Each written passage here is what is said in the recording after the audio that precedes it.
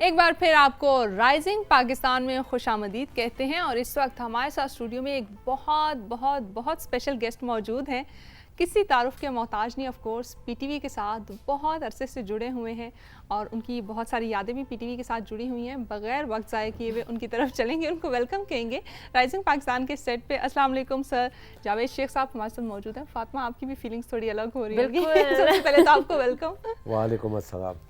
कैसे हैं आप? अल्हम्दुलिल्लाह। And thank you so much इधर आने के लिए। नहीं, मेरा बड़ा रिश्ता है पीटीवी से, तो पीटीवी वाले जब भी मुझे कहीं बुलाते हैं तो मैं हाजिर हो जाता हूँ।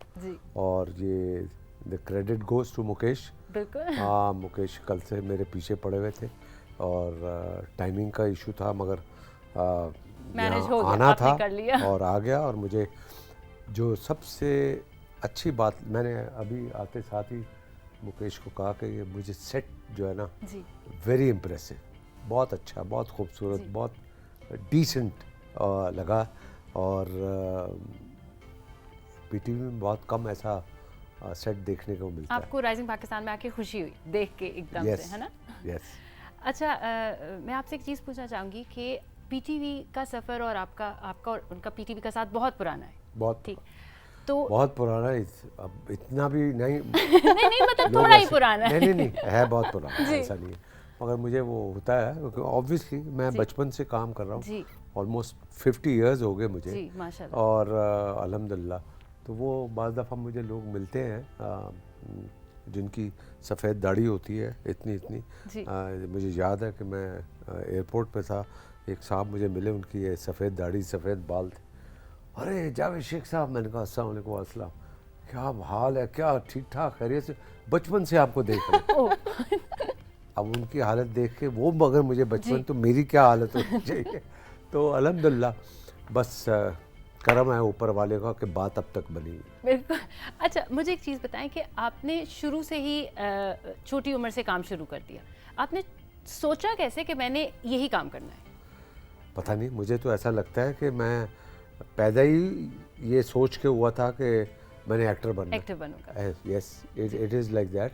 वो मेरा ताल्लुक एक्चुअली रावलपिंडी से है। आई वाज बोर्न देयर और मैं वहाँ पर अपने चंद दोस्तों के साथ स्कूल से भागकर फिल्में देखता था। यहाँ से इंटरेस्ट वो शुरू हुआ और उसके लिए बड़ी मारे खाई है वालिद साहब से और बहुत गलत काम भी किए हैं।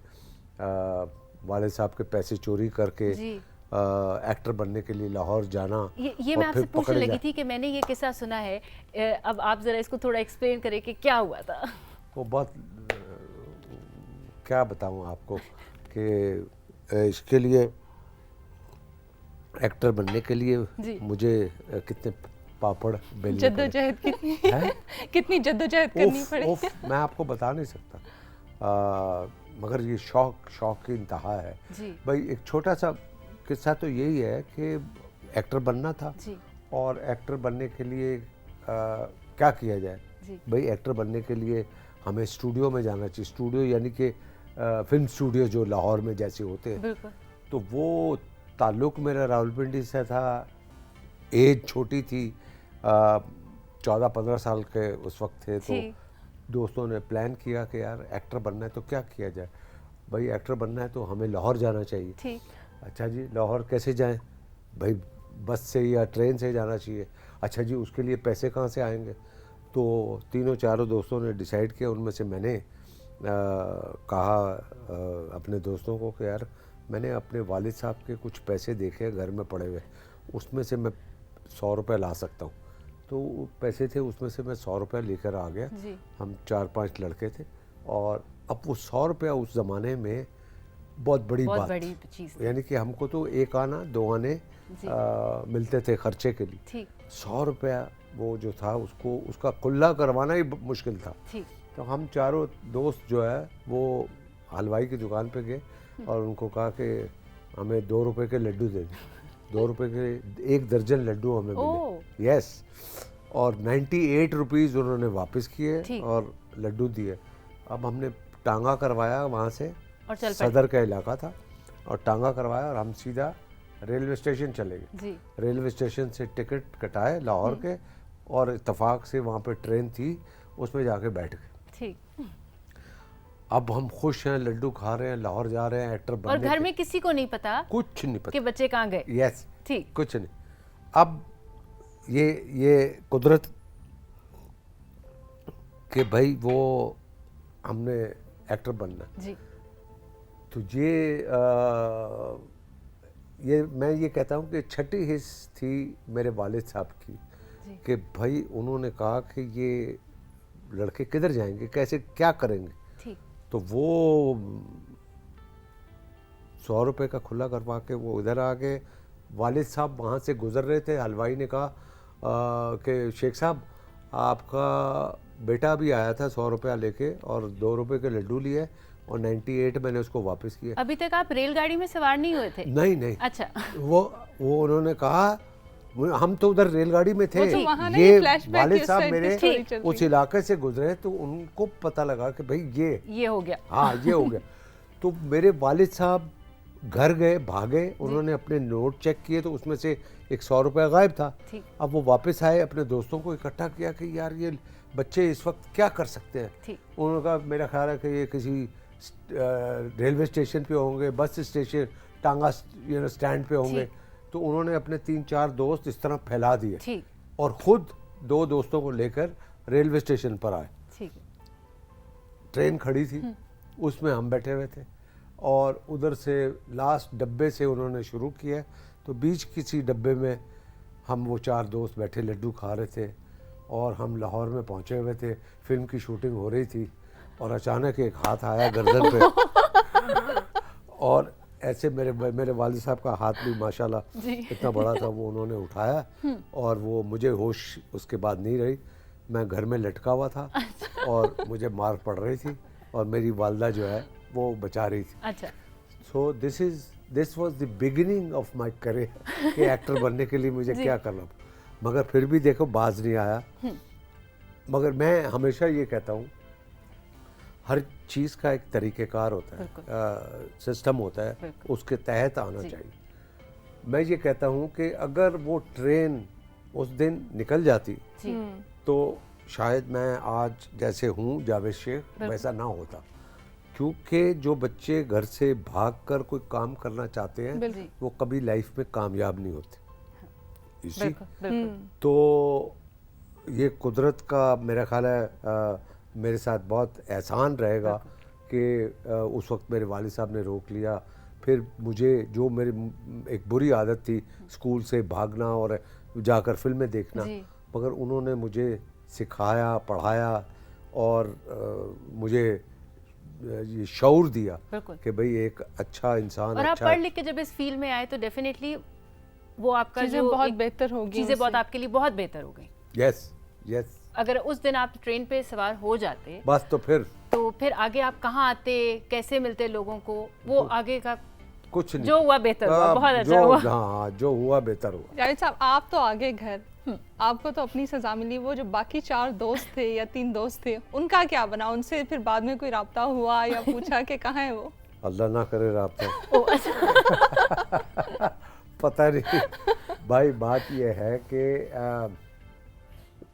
बस किस्मत थी कि मैं बच गया जी। बात ये है किस्मत थी कि बच गया और ट्रेन नहीं चली, वरना हालात क्या पता वो भी आपको देख रहे हैं और वो बोल रहे हों कि यही है वो जो हमारे साथ भागा था लेकिन बीच सफर में छोड़ के चला। देखो ये कहाँ पहुंच गया। yes. लेकिन ऑफ कोर्स आप पे फख्र भी करते होंगे, आप उनके दोस्त हैं, इतनी इस जगह तक पहुंचे हैं तो शायद वो प्राउडली बोलते भी होंगे हमारा दोस्त है। बोलते होंगे। हाँ बिल्कुल बिल्कुल बिल्कुल। मगर मैं तो नहीं जानता कि वो जो मेरे दोस्त हैं वो कौन है, वो कौन है, ऑब्वियसली नहीं जानता। मगर वो मुझे जानते हैं इसलिए कि मैं शोबिज में हूँ। जी बिल्कुल ऐसा ही है। अब ऐसे भी हो सकता है कि शायद आप कहीं जाएं और कोई लोग आपसे मिले और बोले हम वही बचपन के दोस्त हैं। नहीं, क्या पता आज के बाद ऐसा हो जाए। नहीं ऐसा नहीं है वो, क्योंकि वो जो दोस्त थे वो अलग थे और ये जो है ये बहुत फर्क है। बिल्कुल बहुत फर्क है। अच्छा शेख साहब मुझे ये बताएं कि पहले के पीटीवी में और आज के पीटीवी में क्या फ़र्क है? आपने तो वो टाइम भी बहुत अच्छा एक टाइम देखा है जब पीटीवी का स्टार्टिंग का एरा था। मैंने तो देखे पीटीवी पे, तो मैंने एज एन एक्स्ट्रा स्टार्ट किया था जी। मेरा मुझे याद है कि मैंने रेडियो पाकिस्तान पे बच्चों के प्रोग्राम बज़्म तलबा एक प्रोग्राम होता था, उसके लिए मैं अपने स्कूल की तरफ से गया था। वो एक प्रोग्राम हो गया, मुझे शौक़ चढ़ा कि मैंने एक रेडियो आर्टिस्ट बनना है। उसके लिए मैंने जाके बहुत से ऑडिशंस दिए और हर दफ़ा फेल हुआ, मगर हिम्मत नहीं हारी और को 5-6 दफ़ा मैंने ऑडिशन दिया और उसके बाद किसी साहब ने मुझे कहा कि आप ऐसा करें, क्योंकि मेरा ताल्लुक़ रावलपिंडी से, प्रोनाउंसिएशन मेरी ठीक नहीं थी। अच्छा। तो उस वजह से वो मुझे फेल कर देते। ठीक है। तो वो वहाँ से एक साहब थे, उन्होंने कहा कि बेटा ऐसा करो कि तुम अखबार जो है उर्दू की लेकर उसे पढ़ो, 5-6 महीने उसको पढ़ो, ऊंची ऊंची आवाज़ है, ताकि जो आप पढ़ो उसके कानों में आपकी आवाज़ है। मैंने ये किया 6 महीने, उसके बाद फिर जाकर ऑडिशन दिया। उसके बाद उनको शायद तरस आ गया और मुझे एक ड्रामे में उस वक्त ड्रामा चलता था स्टूडियो नंबर 9, लाइव होता था, लाइव रेडियो। उस ड्रामे में मुझे, जिसमें बहुत तलत हुसैन साहब थे, अर्श मुनीर थी, मोहम्मद यूसुफ साहब थे, उसमें एक मैं भी था जिसको एक जुमला मुझे मिल गया था। दैट वाज द बिगिनिंग जो रेडियो पे था। तो वहीं पे रेडियो पे ही एक साहब थे, उनको मैंने रिक्वेस्ट की, मैंने कहा यार मुझे टीवी पे काम करने का शौक़ है, तो आपके कुछ जानने वाला? उन्होंने कहा हाँ ऑफ कोर्स।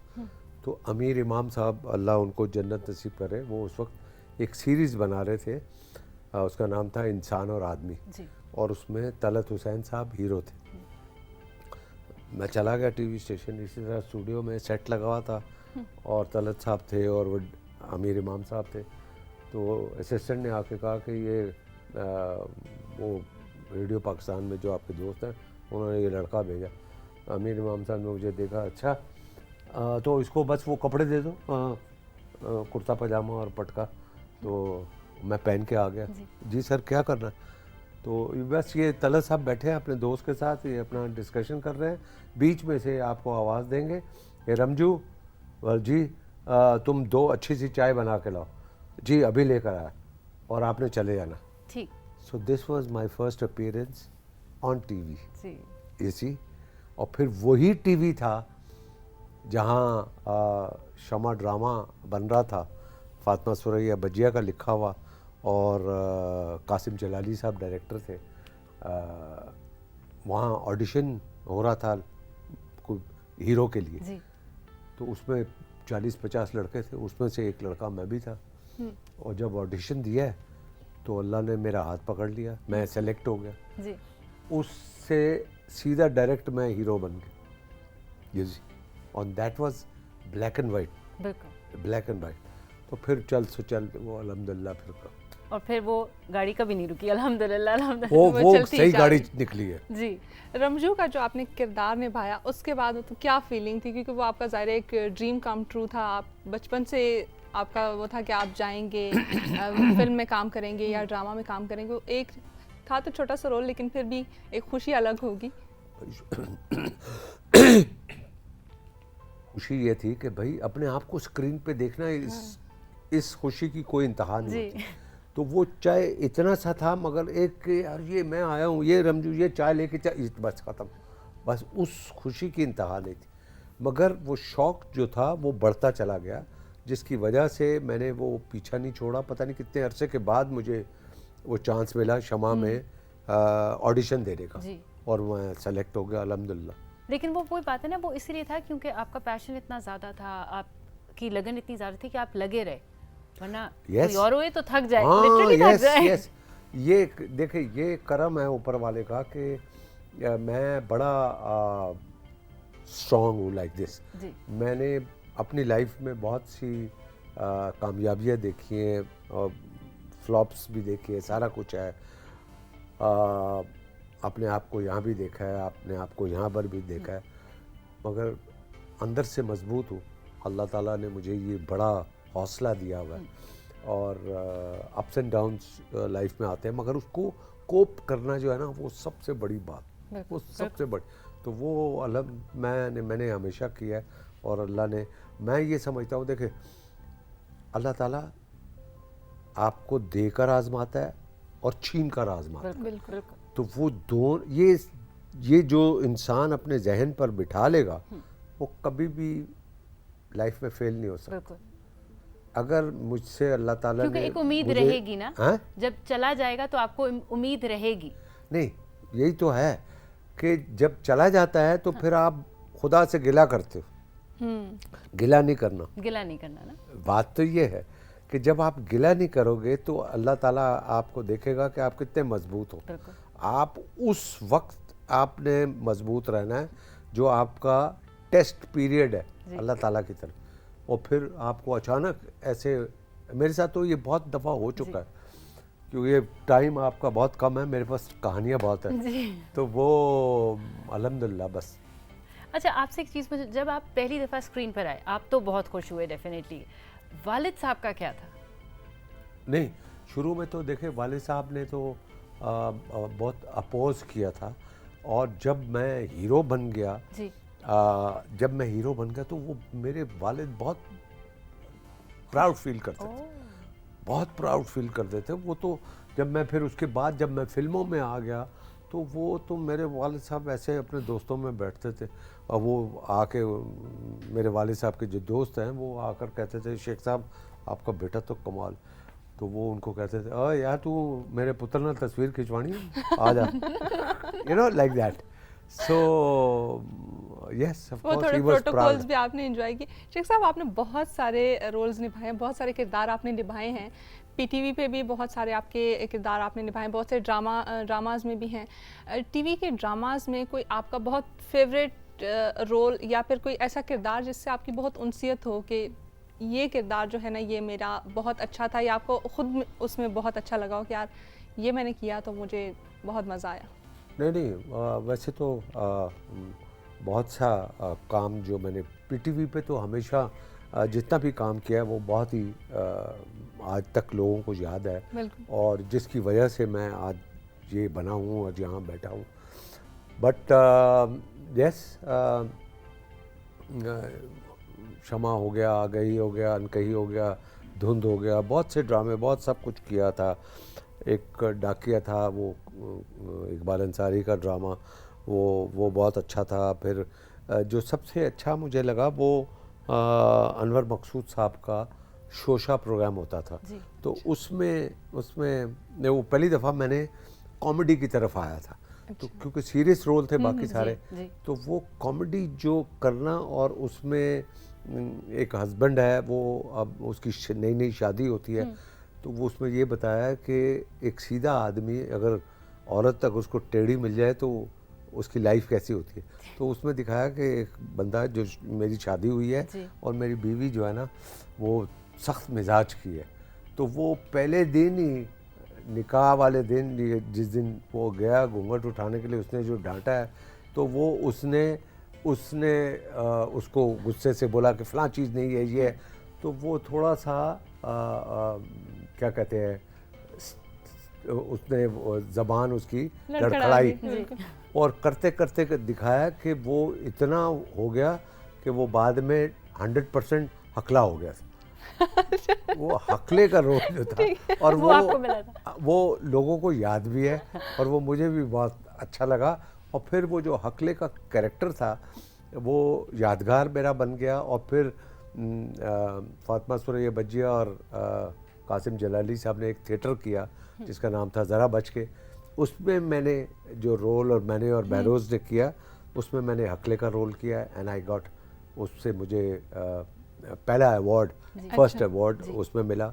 फिर आके अभी रिसेंटली 2-4 साल पहले एक फिल्म थी नामालूम अफराद, उसमें मैंने हकले का रोल किया, और that film was also hit.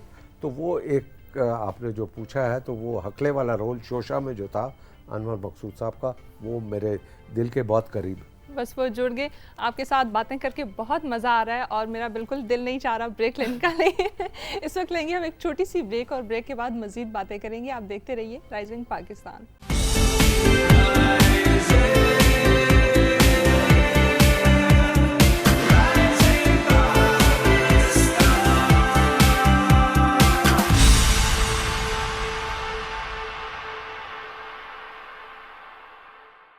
Welcome back. आप सब लोग देख रहे हैं राइजिंग पाकिस्तान, और राइजिंग पाकिस्तान में इस वक्त हमारे साथ मौजूद हैं वेरी ग्रेट जावेद शेख साहब।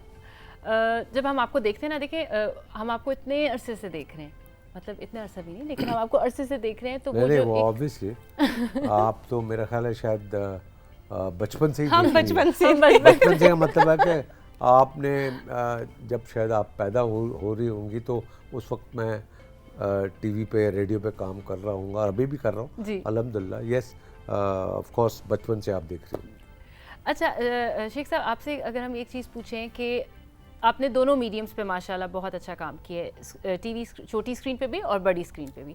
अगर हम आपसे पूछें कि आपका फेवरेट मीडियम कौन सा है जिस पे आपको काम करने का बहुत मज़ा आता है? नहीं, मुझे दोनों पे मज़ा है। देखिए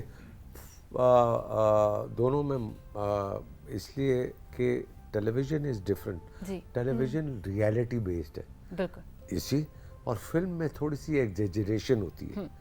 तो बाज़ दफ़ा लगता है कि जो काम रियलिटी बेस्ड है वो उसमें मज़ा आ रहा है, और बाज़ दफ़ा एग्जेजरेशन में भी मज़ा, क्योंकि एग्जेजरेशन में गाने हैं, ये है, रोमांस बहुत है, और फाइटिंग है, ये है, बहुत कुछ है। तो वो, और फिर लाउडिज़म जो आप फिल्म में इस्तेमाल होता है वो टीवी पे नहीं होता। तो वो ये थोड़ा सा मैं दोनों को एंजॉय करता हूँ। शेख साहब, आपके साथ कोई एक्टर या कोई एक्ट्रेस ऐसी हों जिनके साथ आपको काम करके बहुत मज़ा आया हो या बहुत अच्छा लगा हो कि ये इनके साथ जो आपकी बॉन्डिंग थी या केमिस्ट्री थी वो बहुत अच्छी रही हो? देखिए वैसे तो मैंने आप फिल्म की बात कर रही हैं? दोनों, फिल्म या ड्रामा, दोनों। देखिए मुझे शहनाज शेख के साथ, खालदा रियासत थी उनके साथ, रूही बानो के साथ, ये टेलीविज़न में, फिल्म में शबनम, बाबरा, नीली, इनके साथ एसोसिएशन मेरी बहुत फिल्में मैंने इनके साथ की है। तो सबके साथ मेरा अल्हम्दुलिल्लाह बहुत अच्छा और बॉन्डिंग हमारी थी। शेख साहब, और जो मौजूदा हमारे हैं उनमें से आपकी कौन सी फेवरेट है? माशाल्लाह सबके साथ देखिए सज्जल है, इकरा है, यमुना जैदी है, सबा कमर है, ये सारी बहुत ही टॉप क्लास माशाल्लाह हमारी आर्टिस्ट है। और इनके साथ आजकल मैं यमुना के साथ एक फिल्म भी कर रहा हूँ, उसका नाम नायाब है। अच्छा। और इस विमेन बेस्ड वो जो क्रिकेट उसके ऊपर कहानी है ये। और तकरीबन हमारी वो 70% हो गई है, and she is doing a very good job माशाल्लाह। वैसे ही बहुत अच्छी एक्ट्रेस। तो इनके साथ ये है। और फिल्म के अंदर जो आजकल लड़कियां हैं उनके सबके साथ महवेश हयात हो गई, मायरा खान हो गई, उर्वा मावरा, ये सारी लड़कियां जो है जितनी भी, इवन सबा कमर भी आजकल फिल्मों में वो काम कर रही है। तो सबके साथ मेरी एसोसिएशन बहुत है, सबके साथ काम चल भी रहा है। जावेद साहब, पहले भी आपने मूवीज़ की, अभी तक आप मूवीज़ करते आ रहे हैं, पहले की मूवीज़ में और अब की मूवीज़ में क्या फ़र्क आपको महसूस होता है? देखिए जी, पहले की मूवी जो है वो मोनो थी, अब की फिल्म डॉल्बी हो गई। यस। इसके अलावा आपको कंटेंट में बाकी क्वालिटी में बहुत सारी चीजें, बहुत फर्क है। और पहले के लोग ज्यादा मेहनती थे या अब के लोग ज्यादा मेहनती जो लोग हैं वो पहले के लगते हैं आपको या अब के लगते हैं? भी मेहनती थे और अब भी मेहनती है। ऐसे बगैर मेहनत के तो कोई काम नहीं होता। तो वो एक वक्त अलहदा था, और उसका जो हमारा कंटेंट था वो एक अलहदा फिल्मों का होता था। आजकल डिफरेंट है। आजकल थोड़ा सा हम जैसे मैं कहता हूँ ना कि एक्स्ट्रा दिखाने की कोशिश करते हैं। आइटम नंबर हो गए, कोरस गाने हो गए जिसमें 25 लड़के 25 लड़कियां, थोड़ा ग्लैमर ज़्यादा कर दिया उन्होंने। तो ये था पहले भी, बट इतना ज़्यादा नहीं था। और फाइटिंग जो थी हमारे यहाँ पे जो वो होती थी, अब वो हम कहते हैं कि हॉलीवुड बेस्ड हो गई है। वो नई टेक्निक इस्तेमाल, जी। तो वो टेक्निक अल्हम्दुलिल्लाह हमारे पास सारा कुछ है। हमारे इस वक्त फिल्में बहुत अच्छी बन रही हैं और बहुत अच्छा बिजनेस भी कर रही है। तो और इंटरनेशनली भी हम लोग रिकग्नाइज्ड हो रहे हैं। अभी रिसेंटली हमारी फिल्म मनी बैक गारंटी लगी है, जिसमें फवाद खान है, वसीम अकरम है, उनकी वाइफ है शनेरा, और मिकाल है, मैं हूँ, काफ़ी लोग हैं उसमें, लोग हैं, और film is doing very well.